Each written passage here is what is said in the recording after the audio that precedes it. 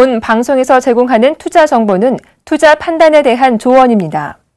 방송에서 제공하는 주식의 가치, 가격 상승 및 가격 하락에 대해서는 방송사에서 보장하지 않습니다.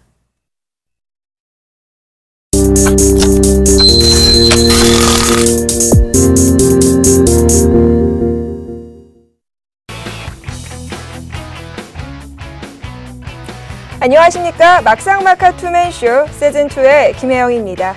자, 우리 시장 전반적인 큰 환경에서는 변화가 없었습니다. 환율과 국제유가 급락 변동성은 여전한 상황인데요. 그런데 오늘 내놓은 결과물은 조금 달랐습니다. 경기 민감주, 자동차, 정유, 화학, 조선까지 일제히 상승하는 모습 보였는데요. 많은 개인 투자자분들 좀 따라 들어가 봐야 하나 아니면 말아야 하나 고민 많았던 시장이셨을 겁니다. 우리 시장 과연 이 환율과 국제유가 부분 내성이 좀 생긴 걸까요? 아니면 오늘 밤 열릴 ECB 통화정책회의를 앞둔 기대감 때문일까요? 자, 오늘은요, 저희가 이와 관련된 부분들 세세하게 짚어드리고요. 어떤 섹터, 어떤 종목군 위주로 접근해야 하는지 접근 방안도 세워드리겠습니다. 자, 막상막하 투맨쇼 지금부터 본격적으로 시작하겠습니다. 그에 앞서서 증시의 화제 1분 통해서 시장 상황 보고 오시죠.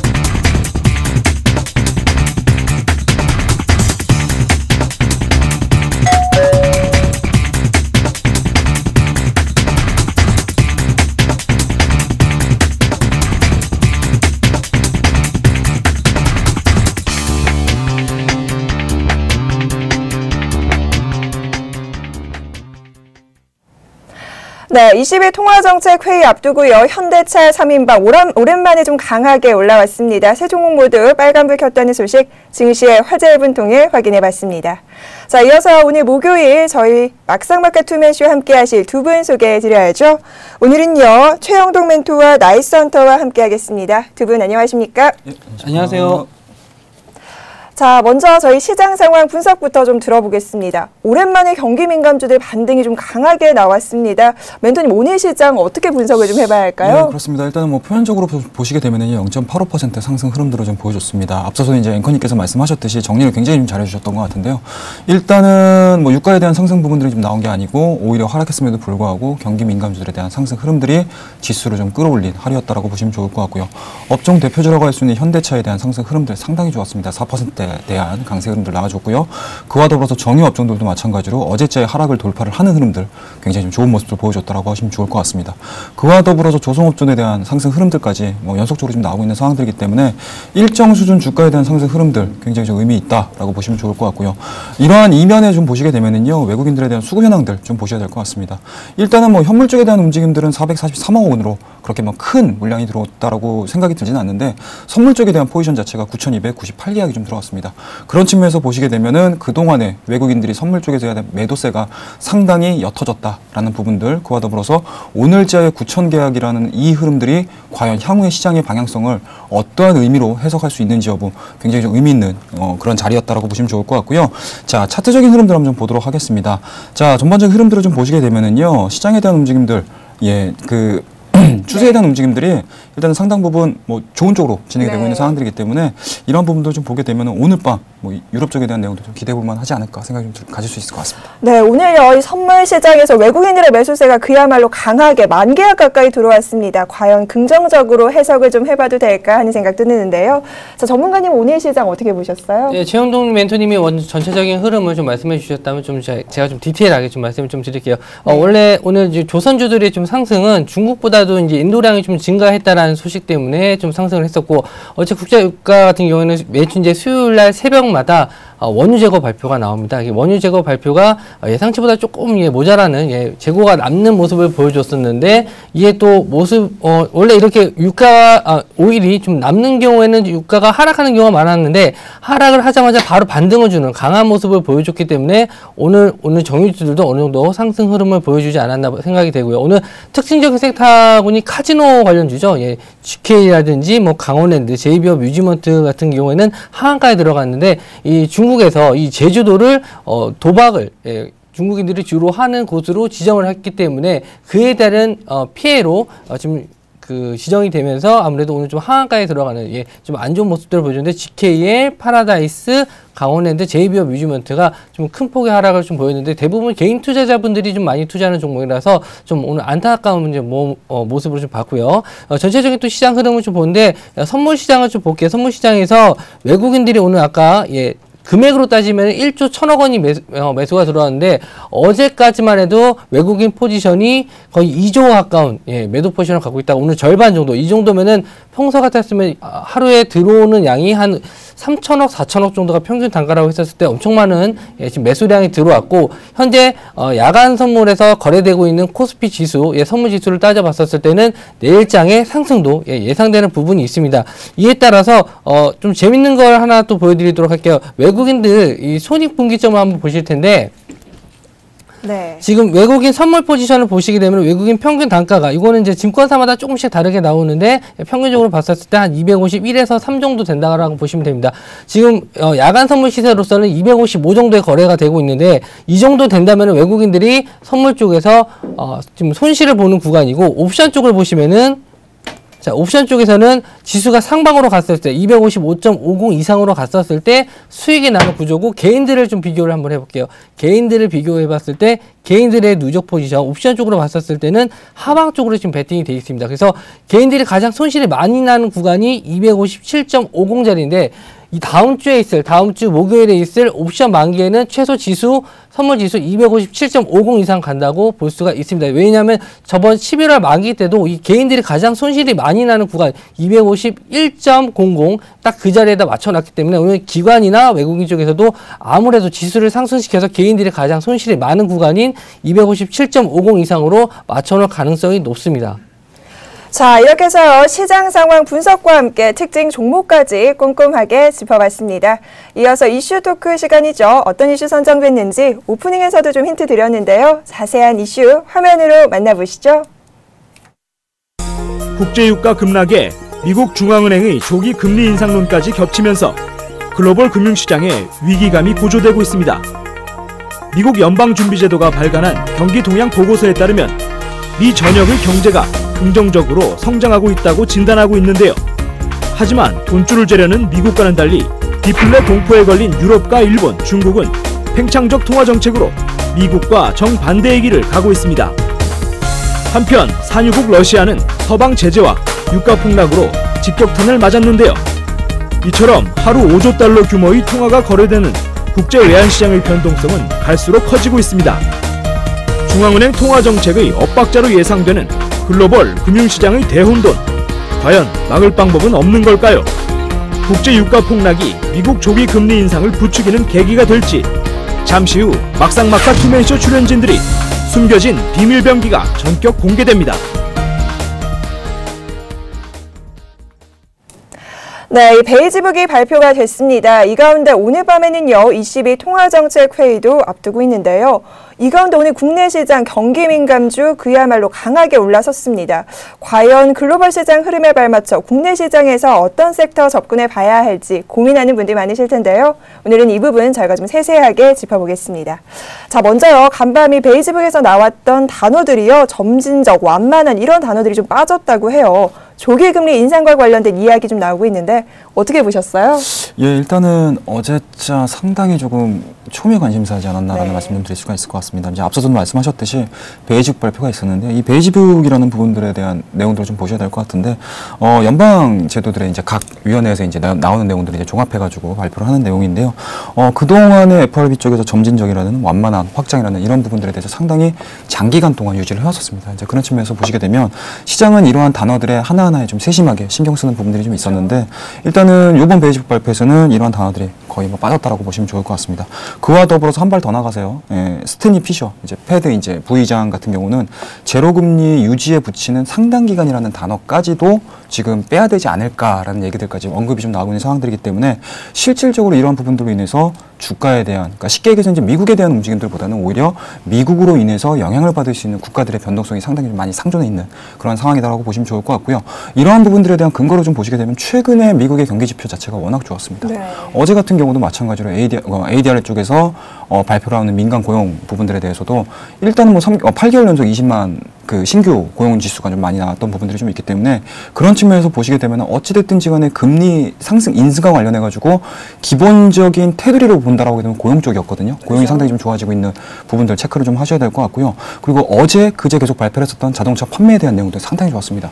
그리고 건설 지출도 마찬가지로 계속적으로 증가를 해나가고 있는 상황들이기 때문에 미국 내의 경제 요건 자체는 금리 인상을 해야만 하는 상황인 거고 그러한 이제 시기적인 부분들을 과연 어느 쪽으로 조율을 할 것이냐라는 부분들인데 지금 수준에서 보시게 되면 유가 하락으로 인해서 금리 인상에 대한 부분들이 상당히 많이 지연될 수 있다라는 부분들까지 나왔었는데 최근 들어서 베이지북 발표를 통해 가지고 금리 인상에 대한 그 시기적인 부분들이 상당 부분 시장의 예측치들과 같이 진행이 될 수 있는 부분들까지 고려를 해볼 수 있는 상황들이기 때문에요.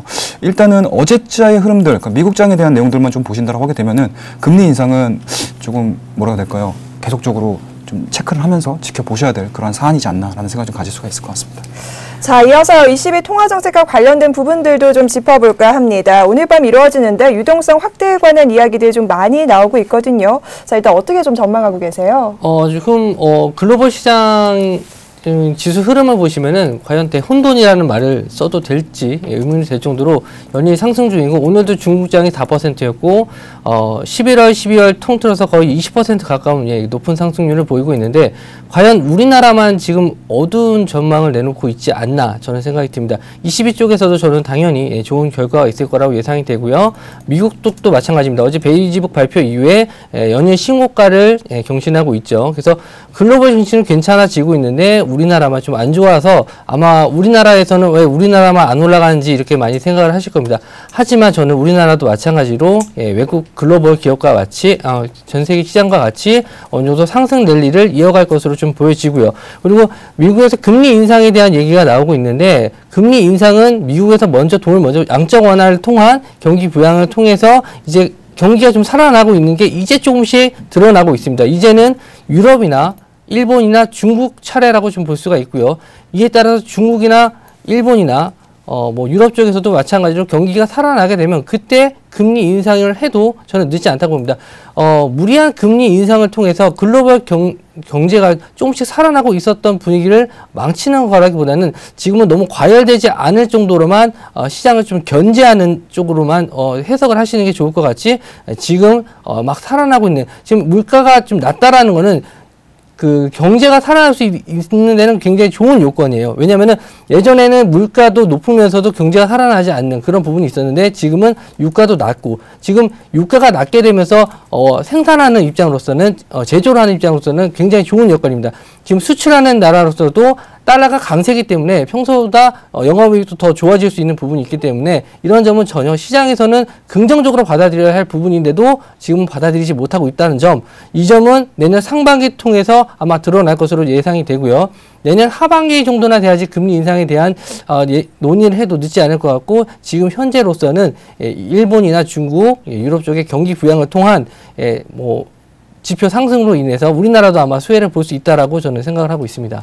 자, 그럼 앞서서도 좀 살펴본 바와 같이요. 미국에서는 일단 조기금리 인상과 관련된 시기를 좀 조율하고 있고요. 이외에 중국, 일본, ECB, 유럽 쪽에서도요. 경기 부양 확대에 대한 이야기를 좀 하고 있거든요.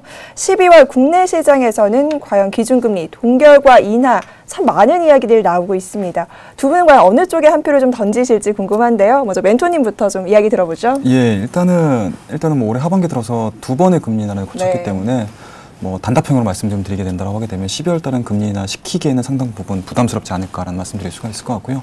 저는 개인적으로 동결 쪽에 한 표를 좀 던져보고 싶습니다.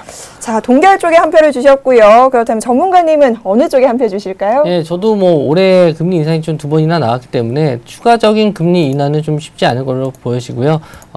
내년도 아마 금리 인하는 좀 되기는 쉽지 않을 거라고 생각을 합니다. 자, 이 가운데요, 영국 중앙은행에서 기준금리 동결했다는 소식이 지금 뉴스로 떴네요. 자, 이 부분 확인시켜 드렸고요. 이어서 저희 이슈 얘기 조금 더 살펴보도록 하겠습니다. 앞서서 이렇게 글로벌 시장에 관해서 이야기를 좀 해주셨는데, 그렇다면 이를 토대로 향후 국내 시장 전망이 좀 궁금하거든요. 경기 민감주 내일장에서도 좀 갈 수 있을까요? 예, 일단은 뭐 단기적인 전략들을 좀 세워본다고 하게 되면은 일단 오늘 밤에 뭐 ECB 쪽에 대한 움직임들 좀 잘 지켜보셔야 될 것 같고요. 네. 지금 개인적으로는 오늘자의 상승분의 연속성을 과연 가져갈 수 있을지 여부를 좀 체크를 하셔야 될 것 같습니다. 그런 측면에서 보시게 되면은 일정 수준, 뭐 앞서서도 말씀하셨듯이 뭐 환율에 대한 상승이라든지 그리고 유가에 대한 하락 부분들이 시장에서의 영향력들이 좀 많이 상실돼 가고 있는 내용들이지 않을까라는 말씀 드릴 수가 있을 것 같고요. 단순하게 그런 부분들로 인해서 시장이 0.85%의 상승 흐름들 그리고 외국인들의 선물 매수가 한 9천 계약 넘게 들어왔다는 부분들은 사실 설명이 조금 부족하지 않나라는 말씀 드릴 수가 있으니까 오늘 밤 같은 경우 ECB에 대한 기대감들이 좀 투영이 되지 않았나라는 생각을 가질 수가 있을 것 같습니다. 자, 그렇다고 하면 개인 투자자분들께서는 내일 시가 자체가 과연 어떻게 형성이 될 것이냐 굉장히 좀 궁금해하실 것 같은데요. 그렇죠. 개인적으로는 뭐 전반적인 종합주가지수에 대한 위치를 좀 보시게 되면은 120일선을 거의 지금 육박하고 있는 모습들이기 때문에 일단 시가 자체는 좀 갭으로 시작하지 않을까라는 생각을 가질 수가 있을 것 같습니다. 다만 시장에서 예측했던 부분들이 현실화가 됐었을 때 단기적인 차익성 매물들이 좀 나올 수 있는 가능성들도 일단 염두에 두시고요.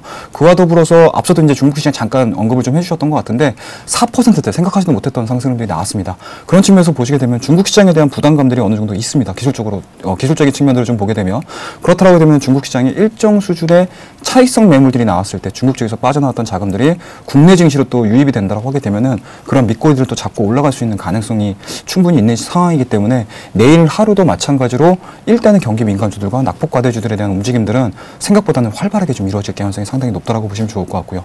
코스닥 같은 경우도 마찬가지인 것 같습니다. 코스닥 쪽 같은 경우도 일단은 뭐 차트적인 움직임을 보셔야 될 것 같은데요. 네. 일단은 그동안에 583포인트에서 540포인트까지 내려오는 이 과정에서 추세가 하락 추세 쪽에 좀 잡혀 있었다고 보시게 되면 오늘 같은 경우 일단은 뭐 음봉으로 마감을 했지만 플러스 0.58 그동안의 하락 추세선 자체를 돌파를 시키는 갭자리로 좀 만들어낸 상황이기 때문에 이렇다라고 하게 되면 내일장 같은 경우는 양시장에 대한 강세 흐름들 한번 좀 기대를 해볼 수 있지 않을까라는 생각을 좀 가질 수가 있을 것 같습니다. 자, 앞서서 중국 이야기 좀 해주셨는데요. 한동안은 이 커플링돼서 올라가더니 요즘은 중국 시장에 가도 우리 시장은 가지를 못하고 있습니다.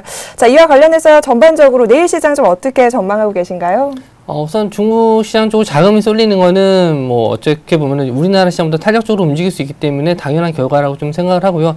그래서 우리나라 같은 경우도 중국 관련 수혜주들, 내일 조선주라든지 화학주 같은 경우에는 좀 낙폭 과대되는 면도 있기 때문에 내일장에서도 상승으로 좀 예상이 되고 있습니다. 근데 전체적인 시장 뭐 지수 흐름을 좀 봤었을 때는 대형주 섹터가 될 가능성이 높고요. 뭐 코스닥 쪽도 최영도 멘토님이 좀 좋아질 것이다 예상을 했지만 코스닥보다는 코스피 쪽, 특히 대형주, 코스피 100 지수를 형성하고 있는 종목들 위주의 상승이 좀 나올 것으로 보여지고요. 아까 좀 전에 말씀을 못 드렸는데 그 필라델피아 반도체 지수도 연일 신고가를 경신하고 있습니다. 아직 반도체 섹터군이 상승을 못했습니다. SK하이닉스라든지 삼성전자는 아직 상승을 못했는데 제일모직 상장 관련해서도 삼성전자는 충분히 이제 올라올 수 있는 분위기 되어 있습니다. 130만 원대를 돌파해서 이제 140만 원대로 올라갈 수 있는 분위기는 형성이 됐거든요. 그래서 12월 안에는 지수 2000선 넘어서 2020 정도까지는 충분히 올 수 있다 예상을 하고 있습니다.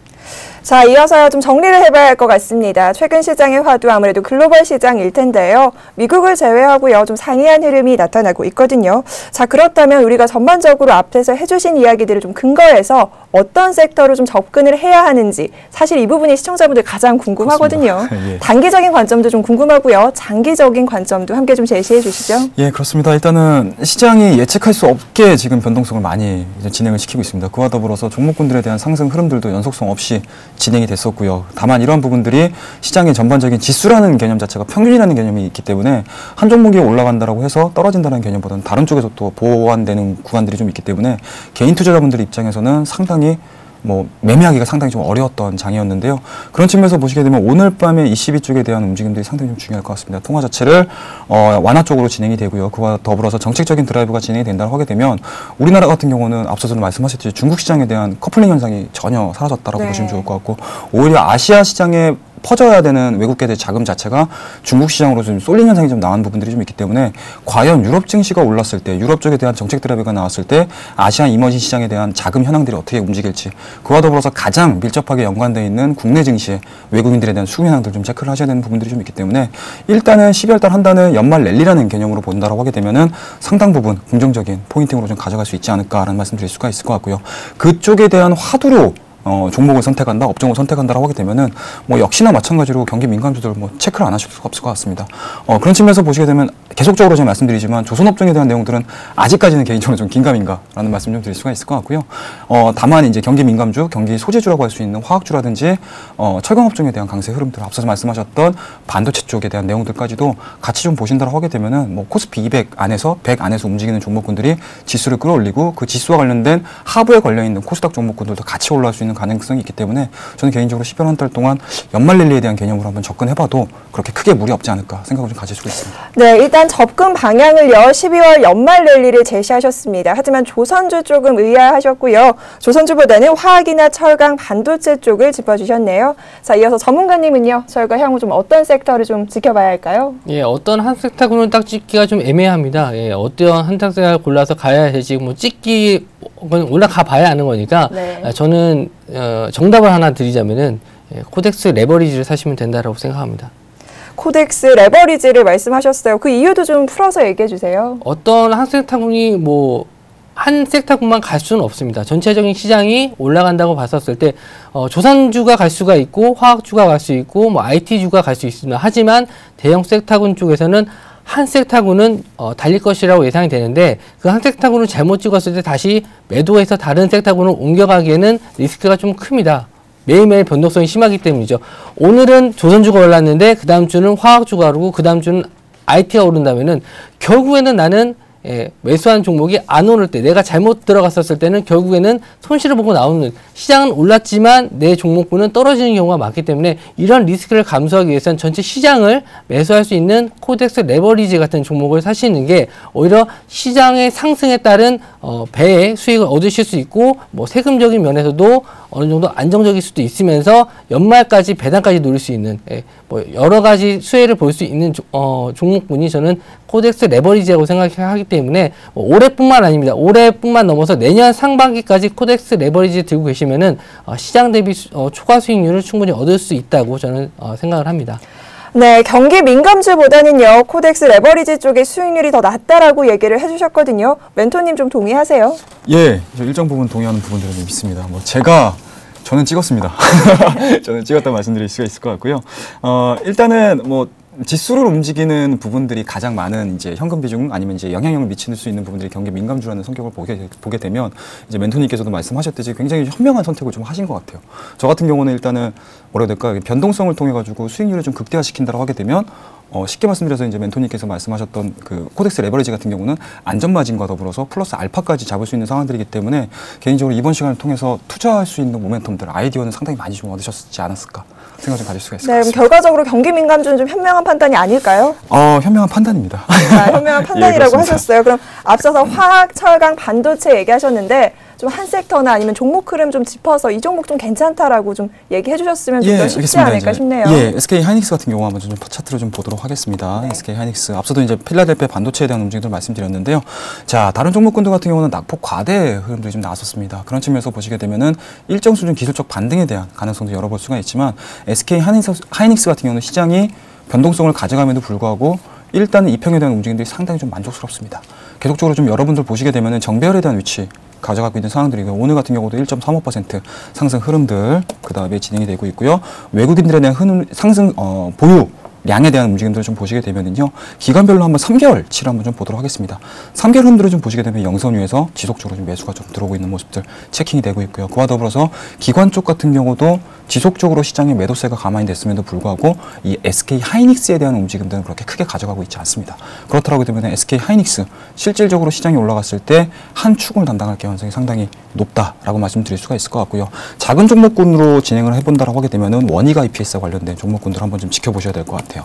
자, 일단은 코스닥 종목의 반도체 장비 쪽으로 좀 넘어가도록 하겠습니다. 네. 일단은 코스닥 종목군들 중에서 이러한 차트들을 보여주고 있는 종목군들이 그렇게 흔치가 않습니다. 게임주들 같은 경우는 급등락이 진행이 되고 있는 상황들이고요. 일시적인 모멘텀들로 인해서 주가의 상승 흐름들이 이어지고 있지만 원익 IPS 같은 경우는 시장에서 숨어 있는 상황이 있고요. 그와 더불어서 이제 변동성에 대한 움직임들도 상당 부분 적게 진행이 되고 있습니다. 그런 측면에서 보시게 되면 10월달 초에서 급락 이후에 추가적인 저점을 높여가고 있는 상황들이기 때문에 이 종목 같은 경우는 만약에 SK 하이닉스, 삼성전자 쪽에 대한 이제 반도체 투자에 대한 내용들이 좀 나와준다고 하게 되면은 직전 고점에 대한 돌파 흐름들, 연속적인 지금 시장의 신고가를 좀 만들어낼 수 있는 종목이거든요. 그렇다라고 되면은 이 종목 같은 경우는 굉장히 조금 코스닥 쪽에서는 안정적으로 움직일 가능성이 좀 있지 않나라는 말씀드릴 수가 있을 것 같고요.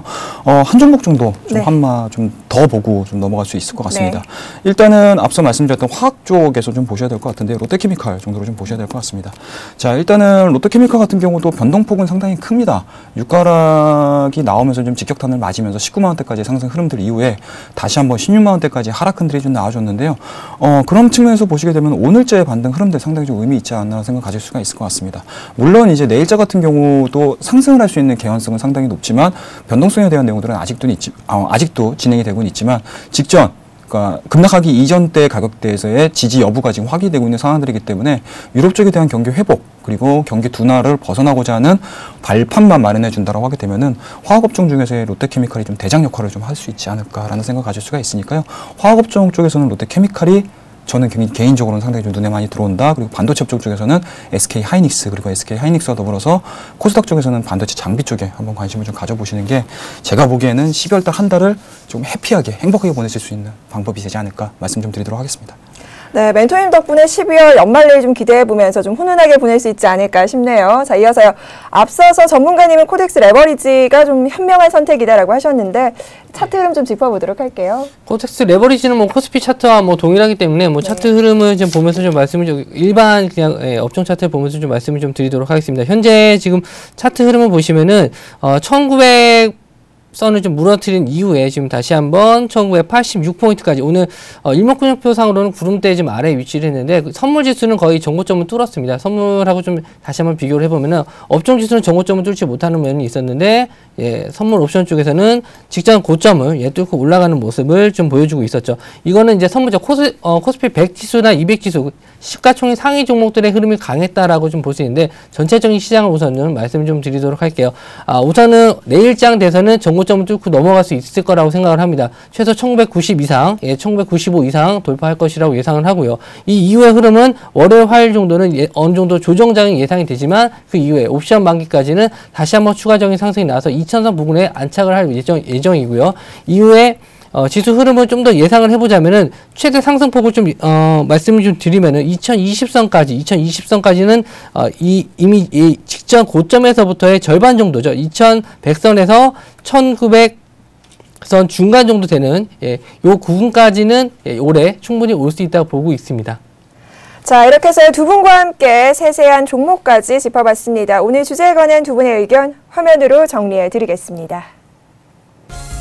자, 오늘 주제는요. 글로벌 금융시장 대혼돈, 이 가운데 해결사는 없나라는 부분 짚어봤는데요. 일단은 두 분 모두요. 오늘 밤 열리는 ECB 통화정책회의의 결과를 좀 주목하자라고 하셨고요. 이 가운데 최영동 멘토께서는 대외 변수에 취약한 증시 변동성을 확인하자라고 하시면서 화학, 철강, 반도체 짚어주셨습니다. 특히나 SK 하이닉스와 원익 IPS, 롯데케미칼 흐름을 좀 짚어보자라고 하셨네요. 이어서 나이선터 전문가께서는요, 이 금리 인상 시기보다 글로벌 경제가 우선이다라고 하시면서 코덱스 레버리지가 보다 현명한 판단이 될 수도 있다라는 부분 짚어주셨습니다.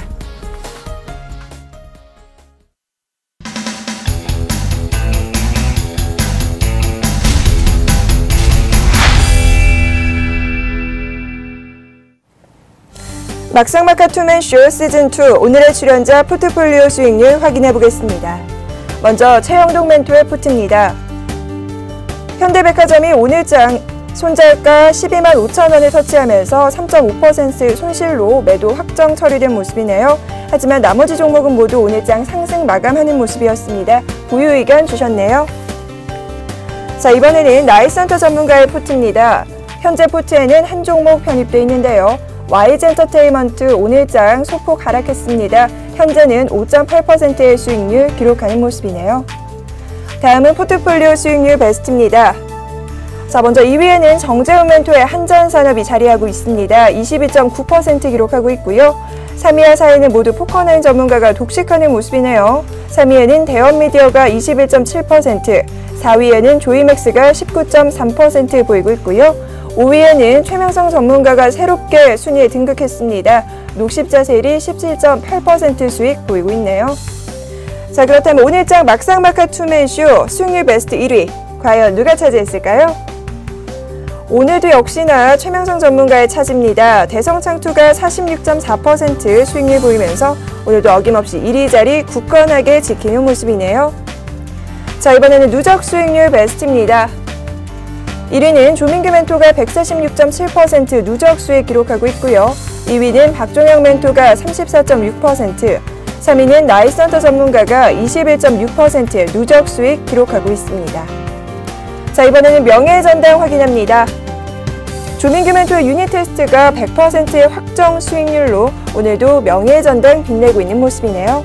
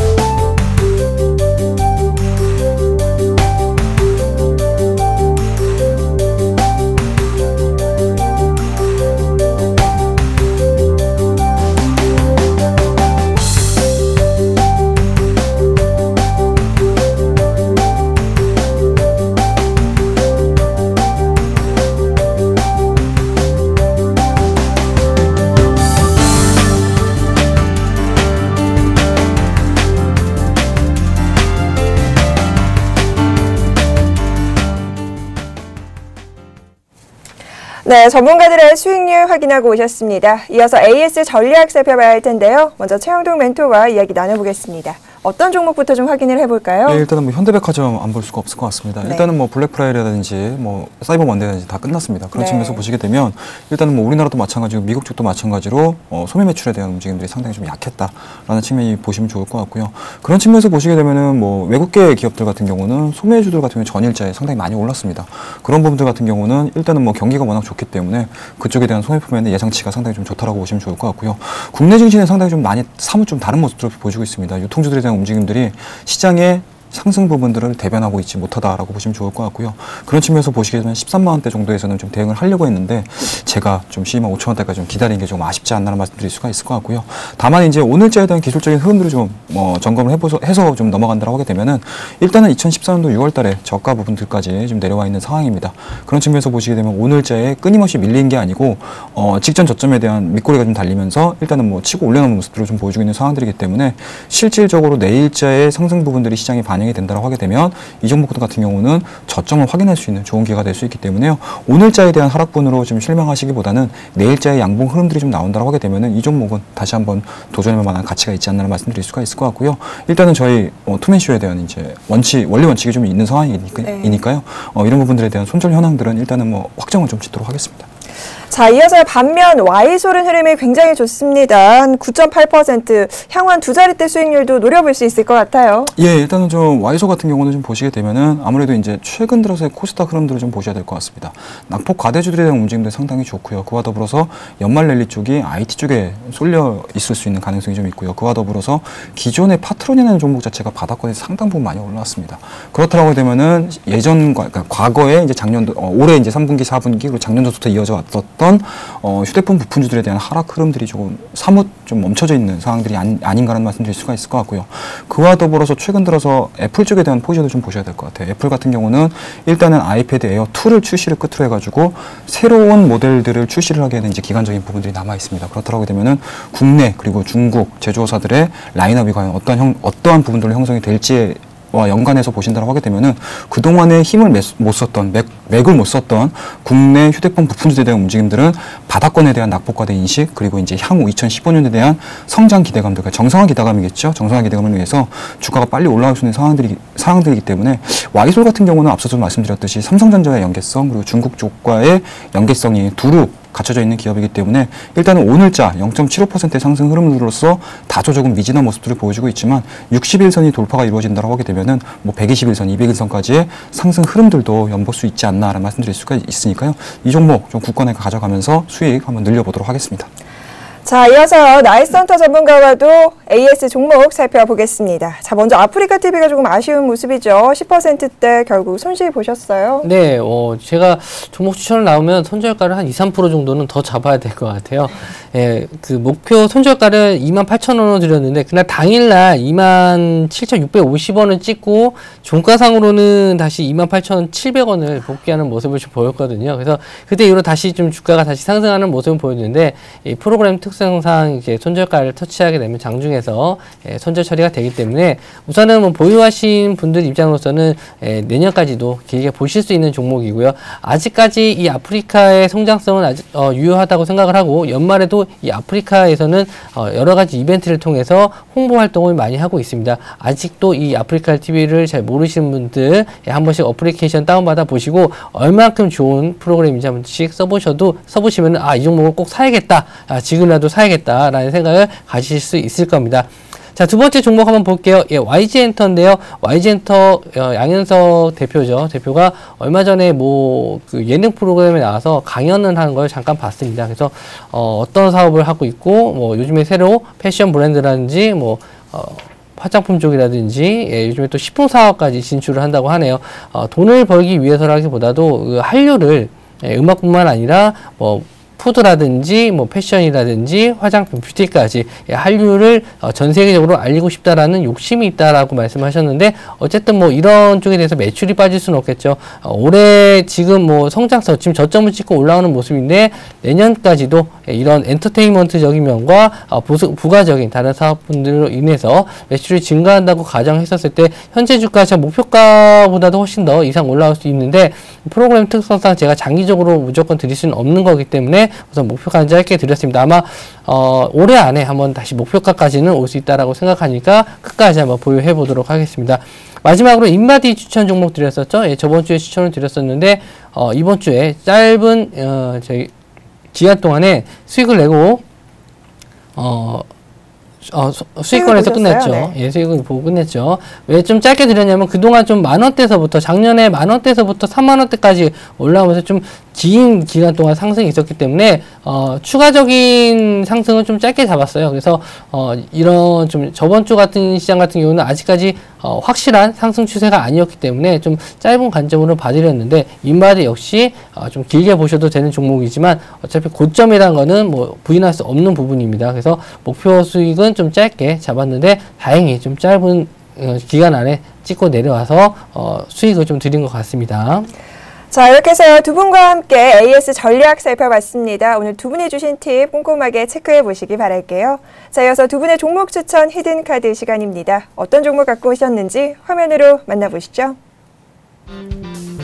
자, 먼저 최영동 멘토는 오늘 옵트론텍 갖고 오셨네요. 추천 포인트 살펴보도록 하죠. 예, 앞서도 연말 랠리 말씀하셨는데 연말 IT 소비 증가에 관한 기대감이 있다라는 부분 짚어주셨네요. 이어서 나이스헌터 전문가 종목 확인합니다. KG 이니시스 갖고 오셨어요. 추천 포인트 살펴보도록 하죠. 간편결제 서비스 K페이가 출시됐다는 부분, 또한 실적 성장세가 지속되고 있다는 부분 짚어주셨네요. 네, 먼저 최영동 멘토가 갖고 온 종목이죠. 옵트론텍부터 좀 자세한 이야기 나눠보겠습니다. 현 시장에서 갖고 오신 이유가 있을 것 같아요. 예, 일단은 낙폭 과대 성격이 있고요. 기술적인 부분들로 좀 본다라고 하게 되면은, 그리고 이제 앞서서 말씀하셨듯이 연말 IT 소비 증가에 대한 기대감들로 옵트론텍이 그동안의 주가가 상당히 좀 안 좋았습니다. 그와 더불어서 실적까지도 상당히 좀 안 좋았던 부분들이 좀 있었는데요. 이런 부분들에 대한 기대감들이 좀 선반영될 개연성이 상당히 높지 않나라는 말씀 좀 드릴 수가 있을 것 같습니다. 자, 오늘 4.46%의 상승 흐름들을 좀 가지고 왔습니다. 그와 더불어서 옵트론텍이라는 이 섹터가 포함되어 있는 대표주라고 할 수 있는 자화전자 같은 경우는 상한가까지 가는 상승 흐름도 좀 보여주는 상황들이 있기 때문에 일단은 뭐 오늘 옵트론텍에 대한 상승 부분들은 조금 좀 아쉽지 않나는 말씀드릴 수가 있을 것 같고요. 다만 또 후발주자로서의 상승 흐름들까지 엿볼 수 있지 않나는 말씀드릴 수가 있을 것 같습니다. 자, 일단은 옵트론텍이 하는 일을 분명히 아실 거예요, 여러분들. 뭐 휴대폰에 들어가는 블루 필터에 대한, 그리고 카메라 모듈에 대한 생산 부분들이 좀 있습니다. 그런 측면에서 보시게 되면 그동안에 옵트론텍이 가지고 있었던 마켓시어 자체가 상당히 많이 줄었습니다. 그런 측면에서 보시게 되면 13,000원대의 주가가 지금 4,000원대까지 하락을 했었기 때문에 실적을 뭐 지속적으로 반영을 했다라고 보시면 좋을 것 같고요. 그와 더불어서 올해 상당히 좀 피를 깎는, 그러니까 뼈를 깎는 게 아니죠. 예, 뼈를 깎는 네. 이제 그 노력을 좀 많이 한 것 같습니다. 그런 측면에서 보시게 되면은 일단은 뭐 국내에 있었던 공장 자체를 중국 쪽에 공장으로 좀 변환을 시키고 있고요. 이러한 중국 공장에 대한 변환이 진행이 된다는 부분들은 아무래도 이제 영업이익이라든지 아니면 매출액에 대한 관리 흐름들이 좀 나오지 않을까라는 말씀드릴 수가 있을 것 같고, 그리고 최근에 휴대폰 시장의 가장 큰 화두는 중국 쪽에 대한 제조업체라고 보시면 좋을 것 같습니다.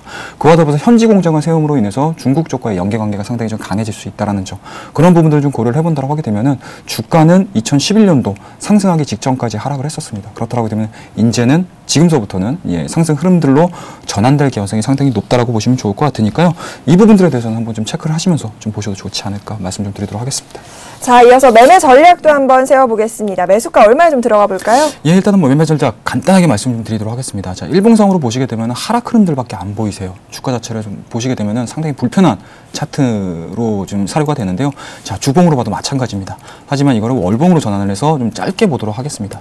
자, 이 기업 같은 경우는요, 2011년도 2,400원대의 주가가 휴대폰 시장에 대한 성장세로 인해서 17,000원대까지의 상승 흐름들이 이어져 왔습니다. 그런 측면에서 보시게 되면 17,000원대 고점, 그리고 3,900원대 직전 저점까지 내려와 있습니다. 그렇다고 되면 이 부분들의 실적이 앞서서 말씀드렸듯이 전반적인 악재 요인들, 실적이 지금 마이너스권으로 전환이 됐거든요. 그리고 올해 3분기 자체도 전환이 되어 있는 상황입니다.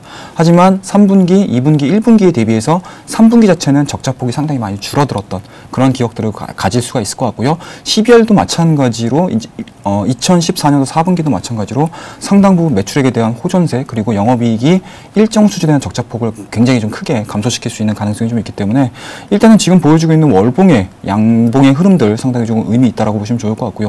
주봉 자체도 마찬가지인 것 같습니다. 주봉도 그렇게 큰 의미는 없습니다. 다만 보시게 되면은 오늘자 4.46% 상승 흐름들 이어갈 수 있을지 내일자의 흐름들 한번 지켜보신다고 하게 되면은 상당히 좀 의미 있다라고 보시면 좋을 것 같고요. 단기적인 흐름들로 봤을 때 2014년도 11월 6일이죠. 3,600원에 대한 저가 흐름들을 깨고 있지 않은 상황이고요. 그와 더불어서 투자자별 현황들을 좀 보시게 되면은 일단은 11월달 말을 기점으로 해가지고 코스닥 시장의 반등 흐름과 더불어서 외국인들에 대한 수요 현황들이 상당히 좀 호전적으로 많이 변해가고 있습니다. 오늘 같은 경우도 2만 주 정도의 외국인들 순매수가 좀 들어왔던 부분들이 좀 있기 때문에 단기적으로는 상승 부분들에 대한 가능성, 확률이 상당히 높다라고 말씀드릴 수가 있으니까요.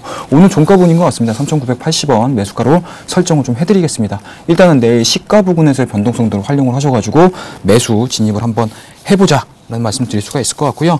목표가는 일단은 이평에 대한 기준으로 매매를 좀 하셔야 될 것 같아요. 그런 측면에서 보시게 되면은 4,300원이죠. 61선 라인이 있는 4,300원대의 단기적인 목표가 설정을 좀 해드리고요. 61선을 강하게 돌파를 한다고 하게 되면은 또 한 단계 더 레벨업 시킬 수 있는 상황이기 때문에 제가 이번 이 시간을 통해서 다시 한번 목표가를 정리를 할 거고요. 손절 라인 자체는 명확합니다. 최근의 저점이라고 할 수 있는 3,600원대를 이탈을 하게 되면 일단은 손절로서 대응하도록 하겠습니다. 네, 같은 섹터군에 있는 자화전자가 오늘 상한가까지 도달하는 모습이었거든요. 오트론텍 향후 후발주자로서 상승 기대감 가져보겠습니다.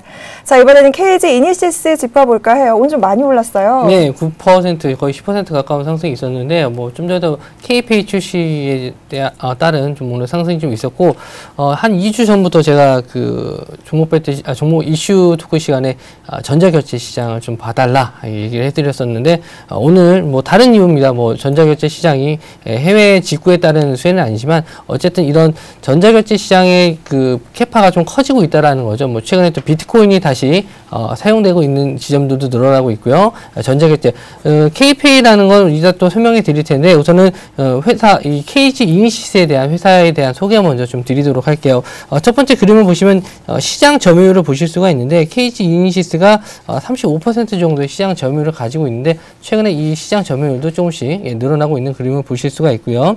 그리고 모바일 쇼핑 시장 규모를 보셨을 때도 2012년도에 비해서 2014년도 저도 좀 전에 그 책을 핸드폰으로 구매를 했는데 요즘엔 인터넷으로 구매하는 것보다 오히려 핸드폰으로 휴대폰으로 구매를 하는 게 속도도 더 빠르고요. 훨씬 더 간편합니다. 그래서 이런 그 파이가 좀 더 커지고 있다는 점에서는 이 모바일 결제 시장이 내년에는 좀 더 커지지 않을까 예상을 하고요. 다음 화면을 보시면 앱스토어 매출액인데 앱스토어라는 건 이제 그 휴대폰을 쓰시면 안에 프로그램을 다운을 받을 수 있는 마켓이 있습니다. 시장이 있는데 거기서 뭐 게임을 받는다든지 음악을 받는다든지 했었을 때 결제 수단이 따로 없어요. 그래서 휴대폰 안에서 직접 결제를 해야 되는데 그 시스템을 쓸 수 있는 게 KG 이니시스고요. 이 휴대폰, 이 스마트폰의 보급률의 증가에 따른 이 앱스토어의 결제 금액이 좀 증가하고 있는 부분이 있고 이 종목이 좀 한동안 꽤 안 좋았어요. 자회사들이 있는데 KG 모빌런스라든지 옐로우캡이라든지 특히 옐로우캡에 대한 그 적자폭 때문에 좀 매출이 좀 감소하는 부분이 있었어요. 근데 이 정도는 어느 정도 상쇄하고 아까처럼 KPay 출시에 인해서 KPay라는 거는 간편한 비밀번호 하나를 통해서 여러 가지 신용카드를 한꺼번에 결제할 수 있는 시스템입니다. 그래서 예전처럼 뭐 공인인증서를 다운받는다든지 뭐 어디서 뭘 다운받아야 되고 복잡한 절차가 아닌 간단하게 휴대폰 하나로서 결제할 수 있는 시스템이기 때문에 이 휴대폰을 가지고 계신 분들로서는 충분히 메리트가 있는 시스템이라고 생각을 들고요. 이에 따라서 기대감 오늘 거의 10% 가까운 상승을 했었는데 저는 이게 상승의 뭐 시발점이 아닌가 생각이 듭니다. 그래서 좀 많이 올랐는데 부담스럽지 않으세요? 라는 질문을 하신다면은 괜찮습니다. 이제 막 시작입니다. 라고 말씀을 드리고 싶네요. 자, 차트 흐름 보면서 말씀을 좀 드리도록 할게요. 자, 차트 흐름 보시면 예전에 작년 때 한 해 좀 쭉 하락을 했던 모습을 보여주고 있는데, 예, 옐로우캡, 그리고 다음 카카오의 그 모바일 결제 시장에 진출에 따른 뭐 시장 불안감 때문에 여러 가지 면에서 하락을 했던 면이 있어요. 근데 이미 좀 바닥을 좀 다지고 있죠. 예, 이렇게 바닥을 좀 다지고 이미 좀 올라왔고요. 오늘도 한번 급등을 하는 모습을 보였는데 이제 어느 정도 하락에 대한 지지는 나왔다. 이제부터 정별의 흐름을 좀 보여줄 수 있는 시기에 왔다라고 좀 볼 수가 있고, 오늘 추천을 드렸지만 한 2-3일 정도는 상승에 대한 조정 정도는 나올 수가 있어요. 하지만 장기적으로 봤었을 때는 정고점 이상 돌파할 수 있다라고 예상을 하는 종목이고요. 이에 따른 제가 매수가를 드리는 거는 오늘 그 16,100원에서 끝났는데 한 16,000원 정도로 매수가를 드리고요. 목표가는 좀 짧게 드립니다. 정고점 근처 부분까지 한 17,600원, 한 딱 10% 정도 잡고 있는데 그 전에라도 18,000원 부분까지도 충분히 돌파할 수 있지만 단기적인 상승에 의한 조정이 나올 수가 있고 제가 방송에서는 최소한 한 달 이내에 거의 다 청산이 되는 것 같아요. 한 달 안에 뭐 손절이 되든지 수익권이 돌아하든지 그런 둘 중에 하나인 경우가 많은데 어쨌든 목표가를 짧게 잡은 거는 다음 더 좋은 종목을 소개시켜 드리기 위한 어떻게 보면은 제가 자주 매매하는 방법 있죠. 목표가까지 오면은 절반 정도만 수익을 챙겨놓고 나머지 거는 추세대로 끌고 가시라 이렇게 말씀을 드리는데 그런 선으로 이해를 하셨으면 좋겠습니다. 그래서 손절가는 14,000원인데요. 14,000원 정도 왔을 때는 우선 손절을 하셨다가 다시 올라왔을 때 다시 손절가 이상으로 올라왔을 때 재매수 관점으로 보셔도 좋은 종목이라고 생각합니다. 네, KG 이니시스와 옵트론텍 살펴보고 있습니다. 자, 멘토님, KG 이니시스, 난 이 부분 좀 걱정된다, 뭐 좀 우려된다라는 부분 없으세요? 약점이 없는 종목인 것 같습니다. 좀 반대로 여쭤볼게요. 옵트론텍 약점이 좀 없을까요? 약점, 글쎄요, 뭐 어떤 종목이든 다 좋은 점과 나쁜 점이 있는데 네. 좀 제가 우려 섞인 면이 있으면 우선 뭐 차트적인 건 이미 설명을 해주셨고, 이 휴대폰에 안에 들어가는 부품주다 보니까 이 휴대폰이 판매가 좀 급증이 되려면은 베스트셀러라든지 신규로 나오는 그 제품들이 있어야 되는데 현재까지 시중에서 이슈가 되는 아이폰 말고는 이슈가 되진 않고 있고 우리나라 같은 경우는 단통법에 의해서 지금 휴대폰의 매출이 급감하고 있는데 혹시 이런 부분에 대해서 어떻게 생각하시는지 휴대폰의 매출에 대해서는 어떻게 생각하시는지 어떻게 생각하세요? 예. 일단은 뭐 앞서서도 말씀하셨던 부분들이 우려 섞인 부분들이지 않습니까? 근데 그러한 부분들이 이미 주가에 반영이 됐다라고 보시면 좋을 것 같고요. 옵트론텍 같은 경우는 일단은 글로벌 제조사라고 보시면 좋을 것 같습니다. 그런 측면에서 보시게 되면 앞서서도 이제 중국과 관련된 얘기를 말씀 좀 드리지 않았습니까? 그렇다고 되면 중국 시장 내에서의 공장 증설이라는 부분들이 일단은 새롭게 시장에서의 모멘텀 역할을 할 수 있다라고 보시면 좋을 것 같고요. 국내 제조사에 의한 휴대폰 판매량이라든지 아니면 마켓 시어 자체가 줄어들고 있었던 부분들이 주가에 반영이 됐다라고 보시면 좋을 것 같고 그렇다고 되면 새롭게 활로를 찾고 있는 데가 이제 과연 이제 중국 제조사와의 연계관계라고 보시면 좋을 것 같습니다. 그런 측면에서 보시게 되면 앞서서 문의를 하셨던 질문하셨던 부분들이 오히려 저는 개인적으로 이 종목을 사셔야 하는 강점으로 작용될 개연성이 상당히 높다라고 보시면 좋을 것 같습니다. 야, 매출의 다변화 얘기하시면서 단점이 오히려 장점일 수 있다라는 부분까지 들어봤습니다. 자, 옵트론텍과 KG 이니시스 살펴봤는데요. 화면으로 다시 한번 정리해 드리겠습니다. 자, 먼저 최영동 멘토는요, 오늘 옵트론텍 갖고 오셨습니다. 연말 IT 소비 증가에 대한 기대감과 함께 중국의 현지 공장을 증설하면서 이 중국 내 수요가 증가할 것이다라는 부분 짚어주셨고요. 매매 전략 살펴보겠습니다. 매수가는 3,980원, 목표가는 4,300원, 손절가는 3,600원 제시하셨네요. 이어서 나이센터 전문가께서는 KG 이니시스 오늘 갖고 오셨습니다. 오늘 간편결제 서비스 K페이 출시와 함께 급등하는 모습 보였는데요. 향후 실적 성장세가 지속될 것이라는 부분 짚어주셨습니다. 이어서 매매 전략 살펴보시죠. 매수가가 16,000원, 목표가는 17,600원, 손절가는 14,000원 제시하셨습니다. 네, 오늘 저희가 준비한 소식 여기까지입니다. 오늘 함께해 주신 최영동 멘토와 나이센터 전문가 여기서 인사 나누도록 할게요. 두 분 오늘 말씀 고맙습니다. 네, 저희가 앞서서 이슈 토크에서 살펴드렸던 전략 기억하고 계시죠? 오늘 20일 통화정책 회의 결과 확인하신 후에 전략에 맞게 대응해 보시기 바라겠습니다. 저희는 내일 이 시간 다시 인사드릴게요. 함께해 주신 여러분 고맙습니다.